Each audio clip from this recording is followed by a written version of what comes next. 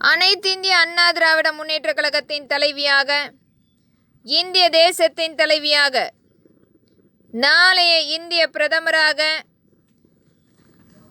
தமிழ்நாட்டு முதல் பெண்மணி, தமிழ் பேசக்கூடிய இந்திய பிரதமராக என்னுடைய இலக்கு அனைத்து மக்களுக்கும் இலவசமான கல்வி, இலவசமான மருத்துவத்தை முழுமையாக்கப்பட வேண்டும். இந்திய தேசத்தில் இந்திய தேசம் வரியில்லா தேசமாக அனைத்து மக்களுக்குமே சமமான வரி நீக்கம் செய்து முழுமையாக்கப்பட வேண்டும்.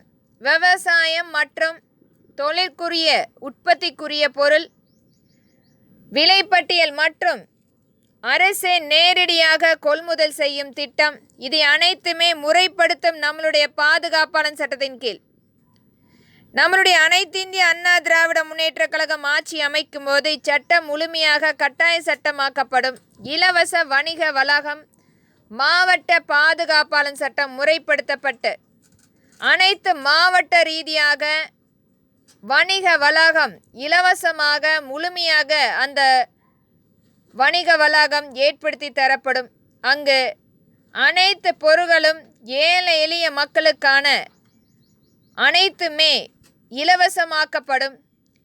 இது இன்றைக்கும் வெளிநாடுகளிலிருந்து வரும் என்ஜிஓஸ் போன்ற அந்த நிறுவனங்கள் மற்றும் இங்கு தன்னார்வ தொண்டு நிறுவனங்களால் கொடுக்கப்படும் பணம் அனைத்துமே இந்த வணிக வளாகத்தில் அனைத்து பொருட்களுக்குரிய அந்த ஏழை எளிய மக்கள் தங்களுடைய நியாய விலை அட்டையின் பேரில் அங்கு சென்று அவர்களுக்குரிய அந்த பொருளை இலவசமாக பெற்றுக்கொள்ளும் முறை ஏற்படுத்தி தரப்படும். இதை இன்றைக்கும் காப்பகத்தில் இருக்கும் குழந்தைகள் மற்றும் காப்பகத்தில் வாழும் முதியோர்கள், ஊனமுற்றோர்கள், அனைத்து ஏழை எளிய மக்கள், விதவை பெண்கள், கணவனால் கைவிடப்பட்ட பெண்கள் என்ற அனைத்து மக்களுக்கான அவர்களுடைய நியாய விலை அட்டையை வைத்து அல்லது அந்த காப்பகத்தின் அட்டையை வைத்து இந்த பொருட்களை இலவசமாக பெற்றுக்கொள்ளலாம்.